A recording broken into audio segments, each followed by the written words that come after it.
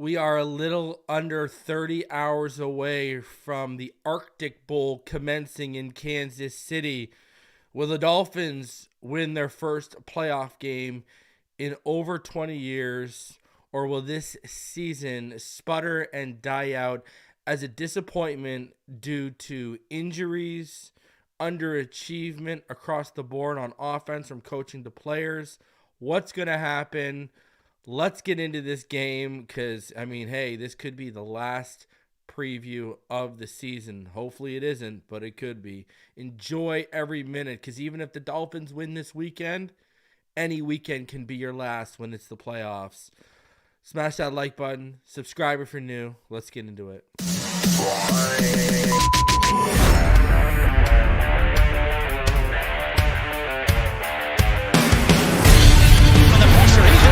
Loses the football. Touchdown!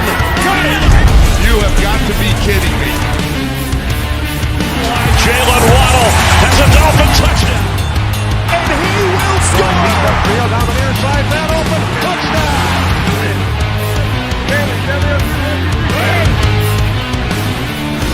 The run from Tua Tagovailoa. Touchdown! He's going deep! He's got it for a touchdown again!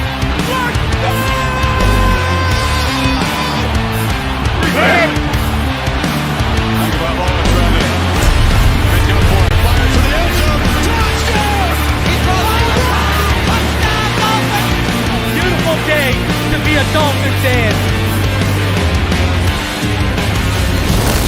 Let's go!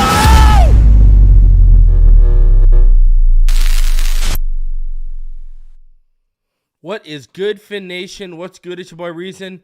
We are back here for another one. Appreciate all you for coming through today for the what could possibly be the first preview game of the playoffs and the final preview game of the season. Hey, I'd be saying that if we had a first round bye. So don't think that I'm just saying it because of what's happened in the last 2 weeks. But anyways, we got a good one.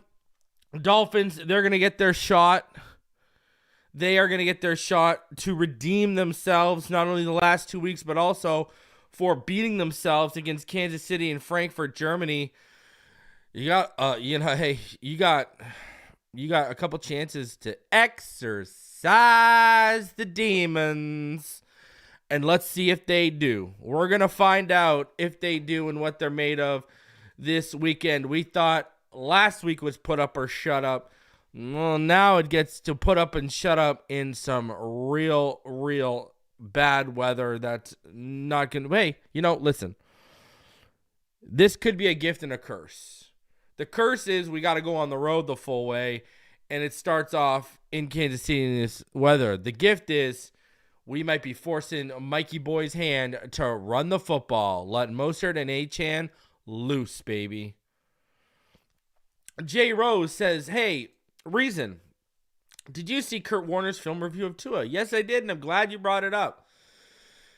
Now, people can go back and watch the film of when me and Martin broke that game down. We pointed out Tua's misreads. Steady. You saw Martin even this past week having some frustration with Tua and predetermining spots. Listen, the whole narrative that Tua is a one-read quarterback is bullshit. All right, that's not true, all right? There's plenty of examples of him going through multiple reads and making throws. Hell, we can go back to Detroit last year. Go look at the Gesicki touchdown in the back of the end zone that he threw from over 20 yards out. Gesicki was technically the fourth progression on that play, right? So, he came back to him. After he went through 3 reads, he came back to him. I think he was the second read on that. And made the throw back. So it's not about that. It's about Tua and his windows. And, we see Tua when he's off. Look at what happened against, one of the things about that interception against the Ravens coming down to the first 2 minutes. He predetermined where he was going with that ball, right? And why did I've explained why he did that, because he was rushed to the line, didn't go through his order of operations properly, et cetera, et cetera. Tua falls into a couple things where he likes a spot, and it happens to, people are acting like this only happens to Tua Tagovailoa. Like Tua Tagovailoa is the only quarterback in the NFL that sees something pre-snap that makes him predetermine where he's going to go with the football. That like Tua's not the only one. I hate to be the bearer of bad news, people. I can just tell a lot of these people have never actually watched or tried to evaluate a quarterback. While I'm over here, right about Jordan Love. It took me a couple of years, but you had to wait and see. And and I used to get killed by people about Jordan Love and the ceiling I thought that kid had. Now everyone's fawning over Jordan Love. And my whole thing was Burrow's going to be gone, so draft 2 at 5 or trade back and get Jordan Love. Anyways, this Kurt Warner thing, it's funny to me how everyone is making a big deal about, remember, each game is a sample size.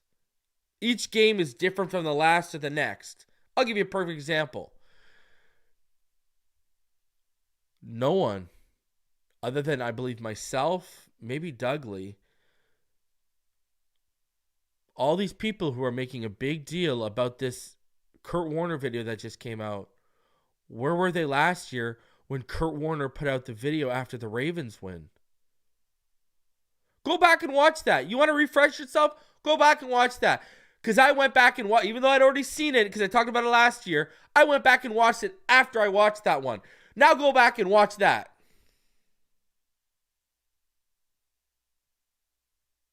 Buddy, paraphrasing but still quoting, he talks about Tua, how calculated he was with his decision making, how the narrative that he was just beating busted coverages, that is not what Tua was doing on the field, how well he was processing the defense and what they were showing. He talks about the flip side. And what you get is you got a bad day from Tua being highlighted by Kurt Warner, and you got a really good day by Tua being highlighted by Kurt Warner. And you're seeing different results. Now, what people aren't going to talk about Kurt Warner's video, and the conversation ended up happening on Twitter too, Kurt Warner flat out said, he basically said this offense is flawed once you get past the second read. Like, he literally said that. He also ID'd that this offense is not, watch the video. He says this offense is not friendly to hot reads. So when you got a free rusher, when you got someone coming off, this is not a hot friendly offense. He literally talks about this. And, do I got to be the one that tells everyone what he's talking about? Because he's talking about coaching. That's what he's talking about. So, he said, I think, and this is what he said on Twitter, I think their pass game is so predicated off the run game that they don't have as many people in route concepts and count on their first or second guy being open, which makes it really hard on a QB when they aren't. But Tua is great at fitting it into number one, so it covers a lot of it.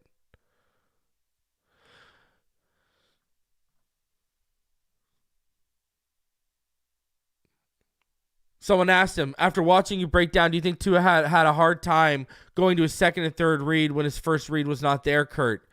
Yes, but I'm not sure if it's because the offense isn't designed well to open up a second guy. Says that right there. Or if Tua simply struggles processing and moving through progressions, hard to know exactly based on the structure of the offense. That's what he said before. And then he was asked, his average pocket time is really low. I think the fastest league. I was just curious if you think that's why we have 1 to 2 route concepts instead of a long progressive read. He said, I think their pass game is so predicated off the run game that they don't have as many people in route concepts and count on their first or second guy being open, which makes it really hard on the QB when they aren't. But Tua is great at fitting. And he also talks about, in the video, he talks about how this offense isn't really built for hots. So when you have a free rusher coming offside, he talked about something that Martin's talked about, how there needs to be more underneath stuff at times. So, again, but then go back and watch Kurt Warner praise Tua after that comeback against the Ravens last year. Talked about how he was processing the whole field. He literally used the word calculating. Right? Like, when he was talking about how he was reading the field, how he was processing, and the throws he was making. So again, sample sizes, right? You got different sample sizes and you got different samples and you got vastly different samples. We all knew Tua wasn't good that game. But we also knew, he pointed out the Waddle miss. We pointed that out weeks ago. No one talked about that because these people didn't break down the film. But, listen, again, but there were misses on all phases in that game, of that Kansas City game. Is Kurt Warner going to sit there and highlight Tyreek dropping the ball at the 30 and then Tyreek's fumble at the 31? Is he going to highlight the fact that this guy, between those two drops and the fumble return for a touchdown, he cost us 13 to 21 points? No, because he's breaking down the quarterback. Is he going to break down how Waddle made a catch at the 26 and it got called back on a penalty and we didn't get points off that? No, because he's breaking down the quarterback. Right? Those three plays alone, 16 to 28 point swing. Those 3 plays in the first half, we should have been blowing them out. If you do the math, we should have won that game 35-14. That's what we should have won that game. If we executed. See, it always comes down to this, right? McDaniel gets in a good play call, a beater. Tyreek or Tua or someone doesn't execute. Right? Tyreek runs a good route. Tua throws a little behind him, doesn't execute. Tyreek makes a dot throw for Tyreek to split the defenders and tie the game in Buffalo. Tyreek doesn't execute. There's always someone not executing here. Do you see where my theme is? It's not one person. It's easy for someone who sits on a couch and doesn't understand the game fully to simply make it all about the quarterback because that's the most talked about position in the media and that's the easiest thing to watch on television. That's the most in-your-face position. It's easy, but it shouldn't be that hard for even those people making it all about Tua to realize this has been a collective effort in terms of lack of execution from coaching to personnel on offense. And with Kurt Warner again, I implore people, go back and watch his breakdown after the Ravens game. You're going to hear a totally different tune, a totally different song. It's because they're two totally different samples. And everything Kurt Warner's saying is not new under the sun. Again, me and Martin have talked about those things on our film breakdowns that he pointed out. That's it. Mahomes didn't even win that game. Hill did. Exactly. Tyreek Hill won a game for the Kansas City Chiefs when he wasn't even playing for Kansas City. Go figure that one out. We're the ones paying him $36 million. Never felt this numb about a game. Season ended 2 weeks ago. What an embarrassing collapse. Another failed season. What happens if they win? How do you feel? Now you look like I'm just saying, listen, I'm not saying you're an idiot, Joseph, but you look like an idiot if they win this week. That's why you save your comment for when it's all said and done. If they're out this week, that's when you make the comment. See, you're already jumping off the bridge. And it's not even the end of the day. It's not, everything isn't even out of reach. Especially in a game like this. And again, I'm not saying you're an idiot. I'm just saying you're going to feel like an idiot, right? Like, that would be like me going off after one of these last two losses, just letting him have it. Like, I'm going to tell you this right now. Listen, I love Neil, but Neil didn't keep that same energy that he was keeping after the loss in the post-game chat yesterday in when we were up here. Now, he did back a few things up and continue to stand on his two, but he wasn't as out there, knee-jerk reaction, ready to jump off a bridge, right? And I get it, it's fun in the moment and stuff like that, but, you know, I got to live by my name, reason. I got to be reasonable. I got to be level-headed, but I said 2 weeks ago on this show, that if this team loses, I said before the Buffalo game, if this team loses, was it the Buffalo game or the Ravens game? Anyways, I said if this team loses out the rest of the way and then gets knocked down the first round, I'm not going to be a happy camper, and I won't be. And that's when you'll see reason go off. But I'm not about to go off, and I'm not even saying you are going off, Joseph. I'm not about to go off right now and look like an idiot if they win this week. Whether I think they're going to win or not. Anything can happen. One of my favorite movies in the world since I was a kid is Any Given Sunday. One of the biggest cliches in football, the title of that movie. And I'm going to tell you this. I go back to earlier and what we brought up this week. I think we match up with the Chiefs better personnel-wise. And does this weather not play into our hands? Our run defense is phenomenal. Our run defense is top notch right now. We want them to run the ball. We want them to run the ball. Period. And even still, after what we saw against them in Germany, who here, are you really that afraid of Patrick Mahomes? Are you really that afraid of Patrick Mahomes? After what you saw in Germany, we beat ourselves.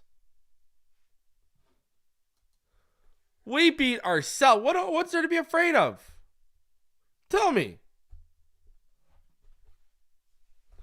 And I think Deontay has got it. It's going to come down to this kind of weather. It's going to come down to a couple things, but one of them is going to be who wants him more. This is a game where the trench mat, you win the trenches, you're probably winning this game.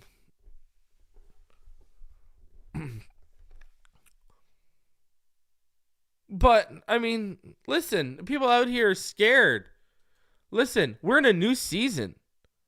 I want you to understand right now, other than the fact we're on the road, the regular season is null and void. It matters not anymore. That is history. It is over. It is in the books. And I know Dolphin fans aren't used to it, especially back-to-back here, but we're in the second season now. Now the real season begins. Now we finally get to see Tua, albeit is it under, and you're not going to get perfect circumstances in January in the AFC. Is it under ideal conditions? No. But we're going to get a taste of what this kid's got, what this team's got now. Last year, we almost went in to Buffalo and beat the Bills. We lost by 3 points with Skylar Thompson. It's time for Tua now to deliver.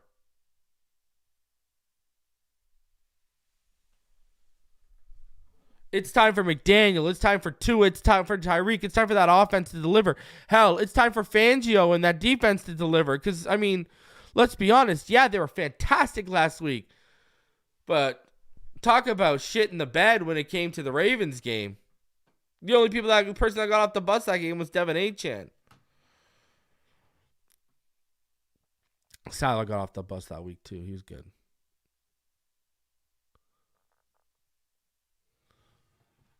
But now it is the real season. So let's see what we got. Anything can happen now. Buddy, in the regular season, if it's already Any Given Sunday and anything can happen, now we're in this where it's one and done. Anything could really happen right now. Go outside of our game. No matter the condition, there's people that truly believe the Steelers, and I know a lot of us feel it, the Steelers got a real good chance to upset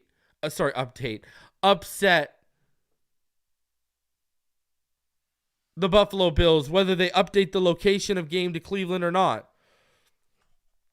I'm just saying, man. It's a whole new world right now, all right? I'll be at this game, says Griffin Gaming. Would be nice if we win. Fins up. Bro, it'll be nice if you survive. Brother, it'll be nice if you don't come away with a cold or a flu. Man, stay warm. Stay safe. And I hope they come away with a win for you. It's the Arctic Bowl, baby. That's what I'm calling it.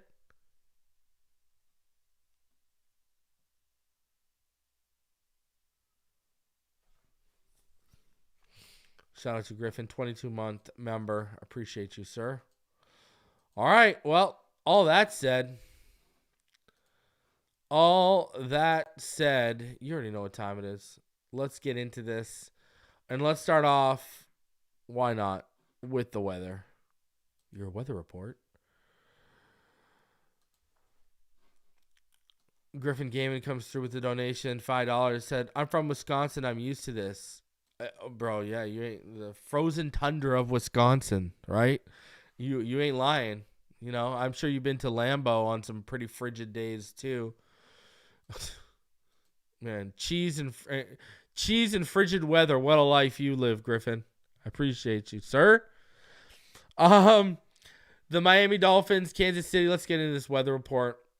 All right, so again, it shows, little snow freckles falling, but when you actually read it, precipitation probability is 1%. Right? They're just doing slight chance of snow. Oh boy. We're going to have -2 by the fourth quarter, feeling like -23. And there are reports that it could get to -30. The National Weather Service has labeled this game dangerously cold. I'm not even joking. So, Griffin, when I say be careful, be safe, be warm, I'm not even just saying that to be nice. I'm being serious. Be safe, sir. Because, quote unquote, Kansas City will have extremely dangerous temperatures on Saturday night. Quote, cover all extremities, including your head and face, the National Weather Service says. -1 degree with a wind chill of -23. My God. My God, Griffin, be safe, sir. Like, this is next level.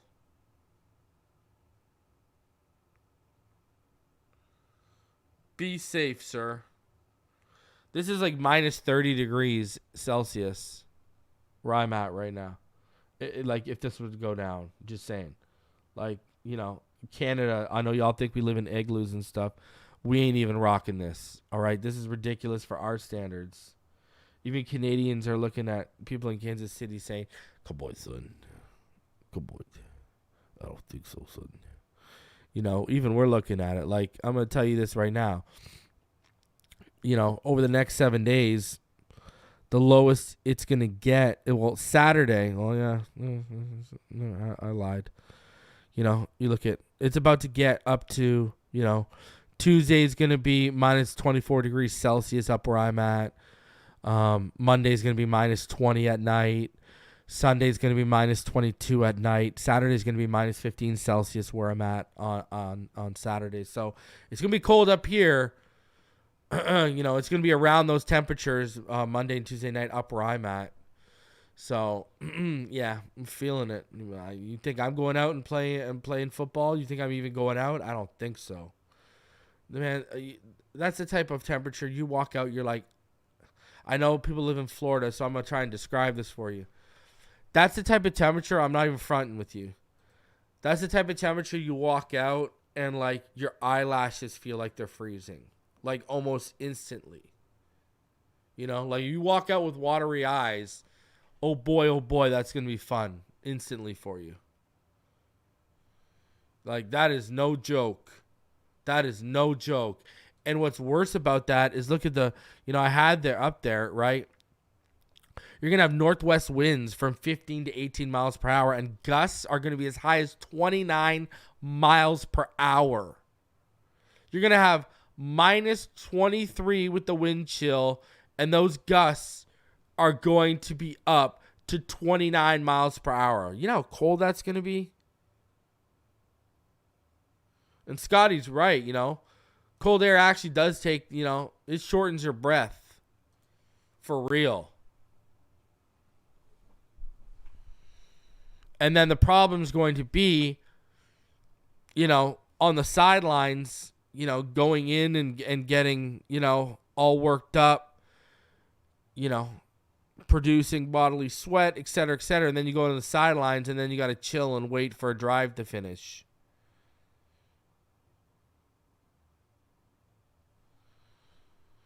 Oh, Josh, there will be field goals, my friend. There will be field goals. I don't know how many touchdowns we're going to get in this game, bro. I really don't. I'm not even lying. All right, final injury report. It came out yesterday. Let's talk about the injury report. I got a lot to go over here for you guys. All right, so here's the deal. Xavier Howard, he's out. Deshaun Elliott, Javon Holland, Raheem Mostert, Jaylen Waddle, they are questionable. Now, why does that matter? Especially Deshaun Elliott. We'll get into Jaylen Waddle and Raheem Mostert here in a sec. But Deshaun Elliott, he was in coverage on Travis Kelce last time we played them a lot. You know, Brandon Jones is not someone you want to be putting in coverage against Kelce. Elijah Campbell isn't someone you want in coverage with Kelce. Duke Riley isn't someone you want in coverage with Kelce. Deshaun Elliott, I pray he plays. Seriously. Because that could be how Kelce ends up having a game. We had a good game plan for him last time, but we also had both of our safeties. Right? And, you know, it was a team effort on him last time that Deshaun Elliott manned for the most part. And, yeah. That's why that matters. So Tyreek Hill, everyone's good to go basically. On the other side, Wayne Morris is out with a concussion for the Kansas City Chiefs. Justin Ross is questionable. Kadarius Toney is questionable at all as well. And considering the struggles they've had a receiver, you know, that's probably obviously not the ideal situation for them. Is what it is, though. I'm not going to sit here and, you know, I'm not going to sit here and feel bad with them, especially with, you know, what we've had to put up with. Now, in terms of Wayne Morris being out for them and people thinking, oh, that might be a big deal, blah, blah, blah, blah, blah. Wayne Morris this year, he, you know, well, first of all, left tackle. He's played in, 9 games for them this year. You know, is that really, you know, a loss that they won't be able to get over? Remember, they got Juwan Taylor on the other side, right, at right tackle. And then, you know, they really, you know, they got Donovan Smith at left tackle as well.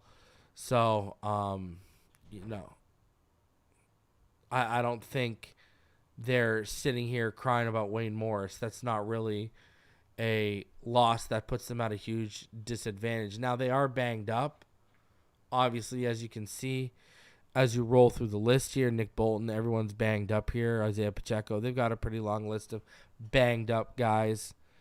Marquez Valdez-Scantling, banged up. So, listen, both teams are banged up. I think we got more in terms of on IR and not available to us. We got more high-quality talent not available to us. But we should be getting some back this weekend.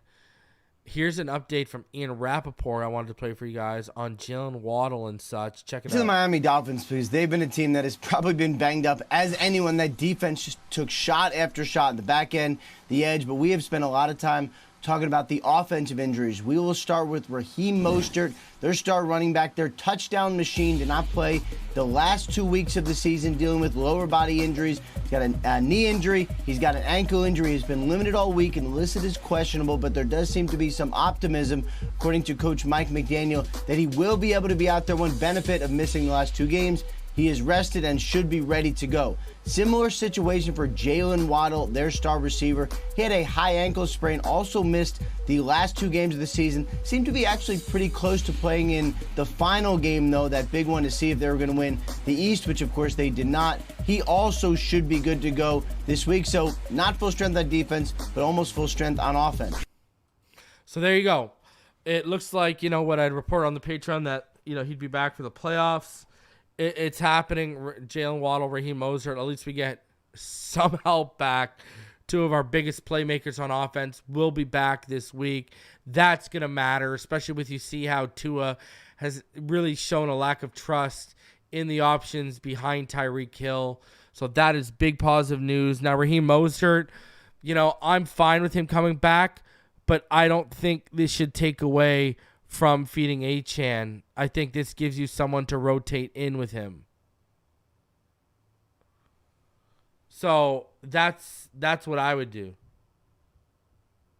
Right? Mostert would be in there rotating as relief for Achane. But in terms of Waddle, more space on offense. Hopefully it opens up Tyreek a little bit more. Right? And now with Raheem back, hopefully that helps open up the pass game a little bit more too. So, listen, I have a feeling this might be a game where that run game is screaming, feed me, feed me, feed me. And due to the weather conditions, hands get forced. I truly believe this run game can put over 200 yards up against the Kansas City Chiefs on 30-plus carries. I really do. So Waddle will be back. Raheem Mostert will be back.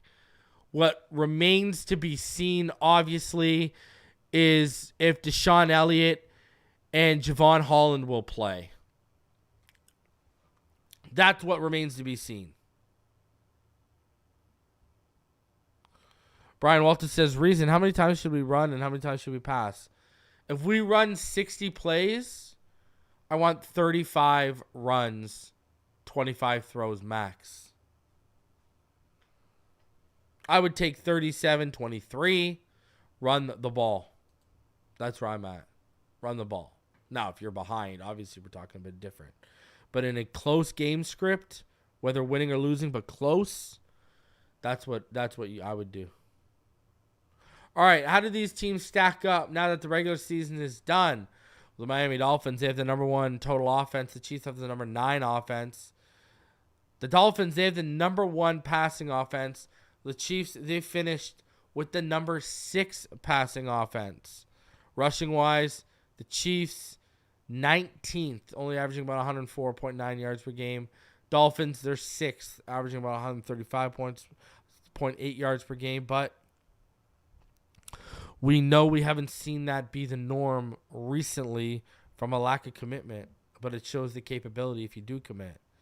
Scoring-wise, the Dolphins are the number 2 scoring offense. The Chiefs are number 15. Like, we're outscoring them by almost 8 points per game right now. Sacks allowed, the Chiefs have only allowed 28, which is second best. Dolphins have only allowed 31, which is fourth best. And that is very impressive, quite frankly. Very, very, very impressive. Now, when you go from a pressure standpoint, right, they've allowed about 224 pressures, has their offensive line. Our offensive line, after 18 weeks, we have allowed 127. And yet they've still taken less sacks, right? So, third down, look at this. Interesting battle. The 7th third down offense against the number 6 third down offense. Total defense. You got the number 10 defense against the number 2 defense. I mean, this is a good defense. Now, people see the number 4 passing defense, and they get scared. They get, what's going to happen? What's going to happen? I'm not scared. I'm going to tell you why I'm not scared. What were the Jets' pass defense when we met them? Right? When we met the Jets the second time around, they had the number 2 passing defense. Right? That's just a fact. Listen, you can talk about how bad that offense is all you want, but they were only allowing 167 yards per game through the air. Tua lit them up. The Chiefs are allowing 176. So I know Tua is capable of lighting up good pass defenses. It's what Steve Spagnuolo going to do. What looks is he going to do? Are we going to figure him out? Are we going to beat him? Rush defense, and we got the 15th passing defense. So look at this. Think about this. We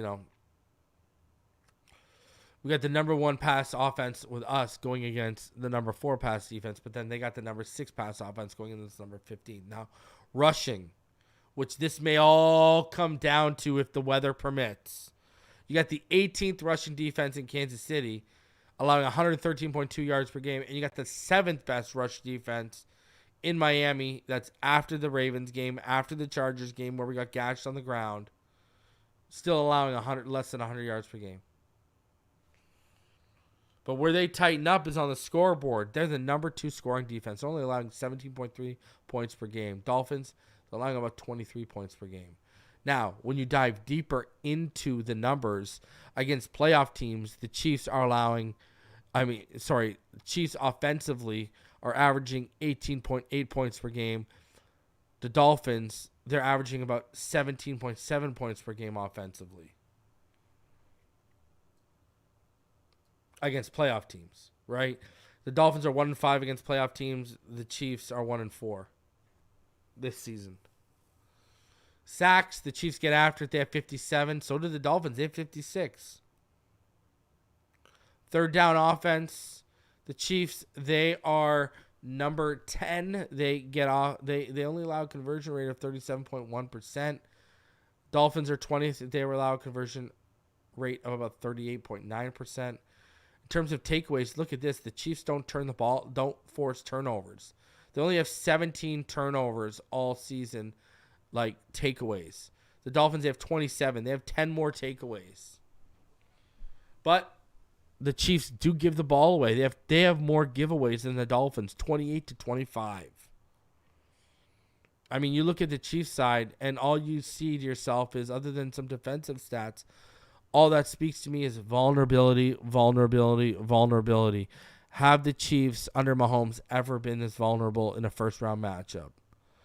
I don't think so. It's right there for the taking. It is right there for the taking. Get it done.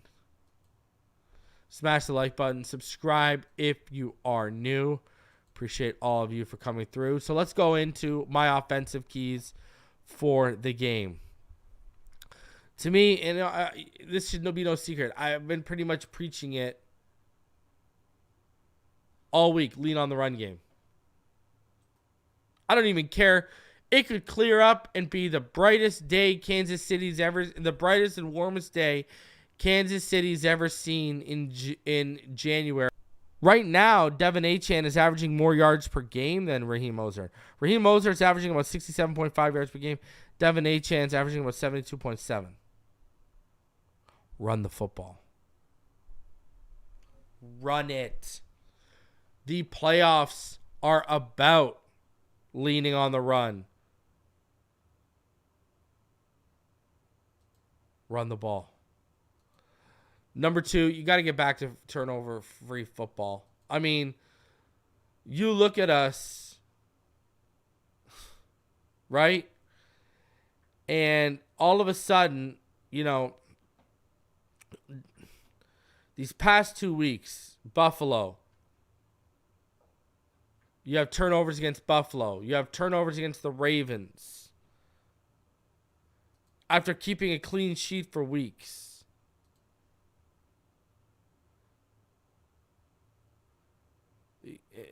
It's just got to be better.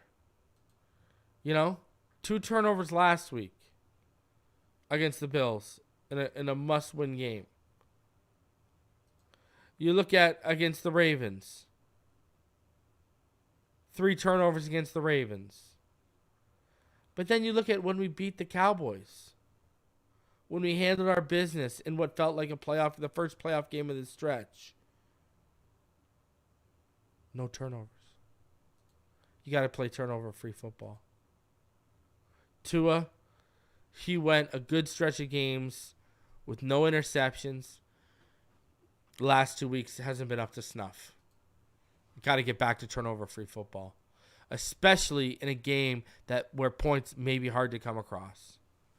And then 3, Tua and Tyreek, you need to be at the top of your game. Tua, you need to be the guy you were in the cold weather in December last year in Buffalo. Sherfield, Tyreek, and Boyer let us down that game, not you. You need to be that guy. You need to find that guy and bring him to Kansas City. Tyreek, you can't leave your hands on the plane or back in Miami.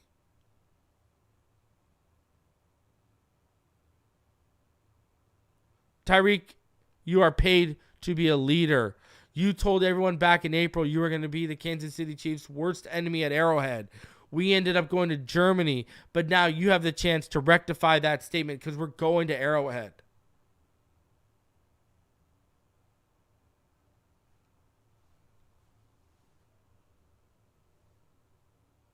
So, Tua, Tyreek, you need to be at the top of your game. Mike McDaniel, you need to be at the top of your game. Turnover-free football from Tua to the running backs to the receivers. And please, lean on that run game. Let them loose. Let them loose. We saw what Mostert did back in 2019 when the 49ers made a run to the Super Bowl. They leaned on Mostert heavily. Heavily. We got to do the same. We got Mostert and Achane, do the same. No excuses. Defensive keys for me. Erase the Kelsey threat like you did in Germany. Take care of it. I mean, here's the fact of the matter. Kelsey was irrelevant that game. Irrelevant. 3 receptions for 14 yards on 4 targets. Great job. You had Deshaun Elliott doing a great job in coverage. Right? Did a great job in coverage.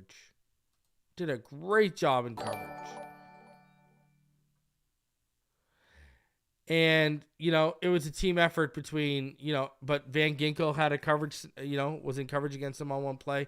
But Deshaun Elliott, 2 of his 3 targets were with Deshaun Elliott in coverage, and he only allowed 11 yards on 2 targets. He didn't even get a first down against us. Didn't even get a first down. Number 2, you can't let Mahomes have a picnic in the pocket. From what we saw from Lamar in that Ravens game, you just can't allow that to happen. You just can't. All right? Because we're talking about a better passer than Lamar in Mahomes. That's what we're talking about.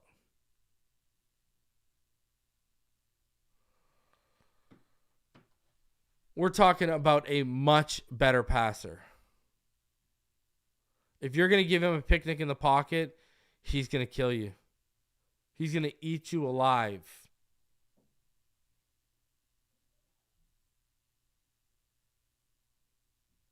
That's it. And number 3, be prepared for Pacheco. First time we faced him, he had 16 carries for 66 yards. He averaged about 4.1 yards per carry. So he was, able to move the ball against us in Germany. You're gonna have to be prepared for Pacheco, just like they're gonna have to be prepared for Achane and Mostert because of the weather conditions. But Pacheco, he's coming. He's coming, and that offense is coming with the run game. Now, because, Pacheco just had 130 yards against Cincinnati. Now, the week before that, he had against Las Vegas, he had 11 carries for 26. Week before that, against Green Bay, had 18 carries for 110 yards. But then the week before that, he only had 15 carries for 55. So he's hit or miss. He is hit or miss. He's only had 3 games above 100 yards this season.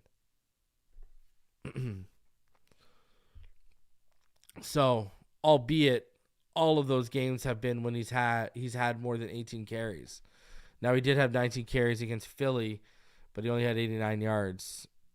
He's had a bunch of 16 carry games where he only had 50 or 60 yards. So, Pacheco's going to get fed. Be prepared. Be prepared for Pacheco. Now, the matchup to watch, this is pretty simple. People are going to say Mahomes and Tua, but it's not even that. I was right about Variable and McDaniel when I did that. Who has their team most prepared to play in this game and in these conditions? That's what this is going to come down to, especially the second part, the latter half of that statement. Who is going to have their team most prepared in these conditions? Who's going to have the best game plan?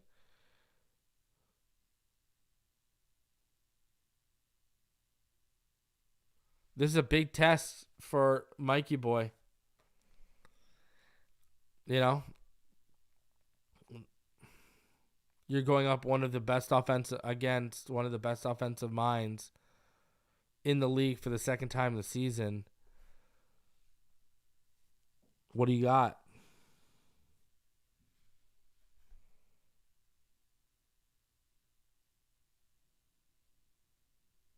So, and, an extension of them is Spagnuolo or Fangio going to stifle the opposing defense better? Whose staff is going to excel? Whose staff is going to succeed? We're not just going to find out about Tua, Tyreek, and a lot of other players this week. We're going to find out what we got in our coach a little bit. Let's see what you got, Mikey boy. Let's see what you got. Now, prediction for me, I'll say that for the end. But when these two quarterbacks match up now, when you line them up after what they were this regular season, this could have been the other matchup here. Which quarterback is going to make the least mistakes and make the most plays? But talk about a down year for Mahomes. Not even 4,500 yards. But that's what we're dealing with. Very, very similar. Right? About 500 more yards for just under 500 more yards than Tua. Only 2 more touchdowns. So, when you put it into that perspective, it should be a decent battle between two quarterbacks too. If both offenses decide to throw the ball at all. But, there is your quarterback matchup for this week. Third time in their career they go head-to-head. Both times have been close so far in the past. Almost caught them slipping the first time. This time, the second time we beat ourselves. Let's see. What do we got? What do we have as an offense? We're going to find out. We are going to find out. Man, check your pulse. It's the playoffs, baby. It's the playoffs, baby. Check your pulse. All right? Check it. And please, God, just feed my boy, H.N. All right? Just feed him. Please. Just let him loose. Interesting thing I saw here. Check this out. Now, I want to explain this methodology here. You can see right here, these are Super Bowl playoff odds and all that kind of jazz. right here. So, interesting thing here for me that I wanted to show you guys. It's,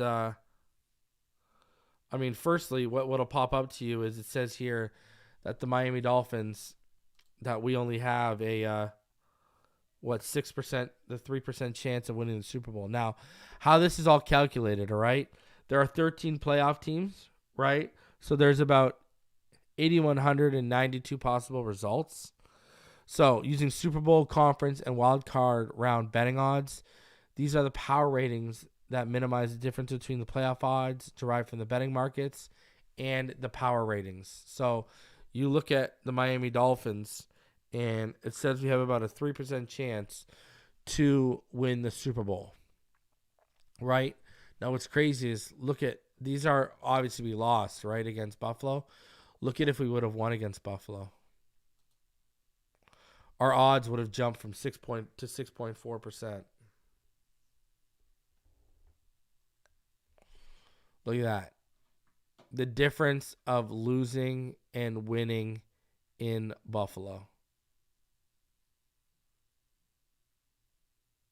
Ouch.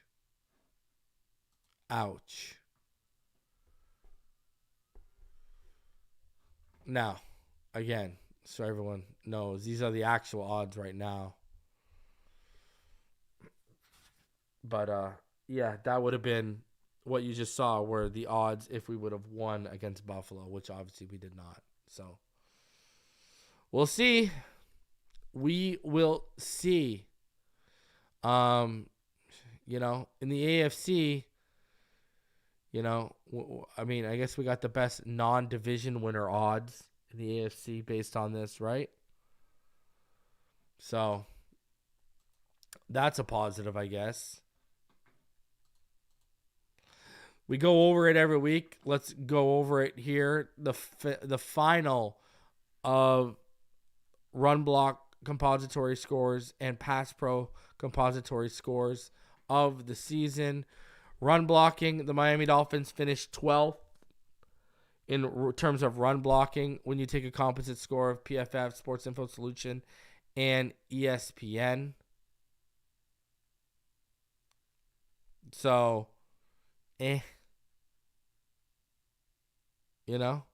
pretty good.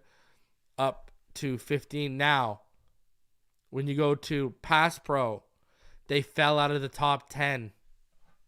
Look at this.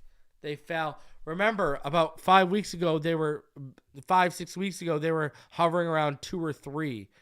In the last 5 weeks, they've fallen out of the top 5, out of the top 10, and to 11. So they're not great. Not great at all.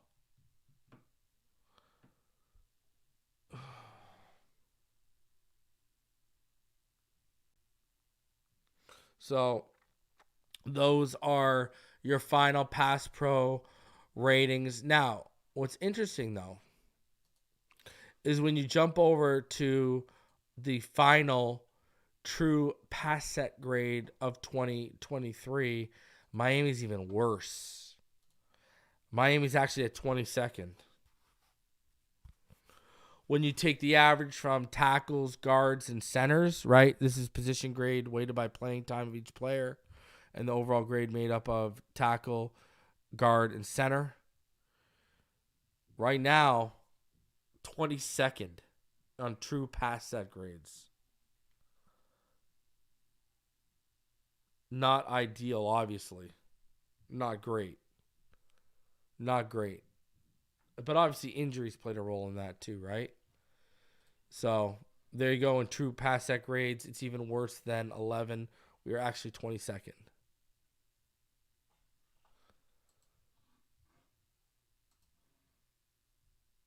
So there you go. There's how the offensive line shook out. And for all you Madden fans, Tua Tagovailoa is now officially a 90 overall in Madden.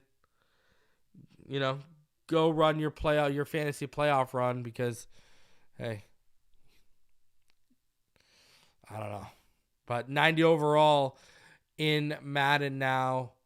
I mean, this is definitely the highest graded quarterback we've ever had in a football game since Marino. Tannehill never sniffed 90. So, look at that. The times we're living in, huh? The times we're living in. All you guys who want to get rid of him, you can go hop on Madden and go get a ransom for Tua right now, probably in that game, huh? Love it. All right, now, where do I sit here with, the prediction and how this plays out? This is a difficult one for me. I don't know. Should I try some reverse psychology here? What should I be doing? Listen, I'm going to tell you this one. I don't think this is going to be a high-scoring game. I don't. I look back yesterday at the history of games in this type of weather, and really only one stood out to me, and it was, I want to say like San Diego and Cleveland. It was like 27-9 or something. Cleveland beat San Diego. But, every other game's pretty much tight, that Washington-Seattle one a couple years ago, and I just don't see this being a high-scoring affair. I just don't. I think this is going to come down to whose running game plays better than whose. And I think our run game is more explosive and more capable than theirs. I do. I would take Mostert, Achane, and Jeff Wilson over, I'll take the first two over Pacheco. Obviously, I wouldn't take Wilson over Pacheco, but, I mean, that tells you how good I think our running back room is. This is tough for me, man, because,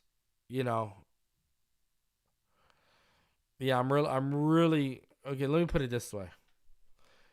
If the Dolphins win, I got 13-10. If the Chiefs win, I got 16-13. I don't think I don't think Mahomes or Tua are going to have like crazy days out there. Now, hell, they might surprise us and everyone comes out throwing. Sure. Tyreek may show up and have a huge... This is... Even if I was a Chiefs fan, I would be... This isn't a guarantee. Like, this is playing into our favor if we take advantage of it.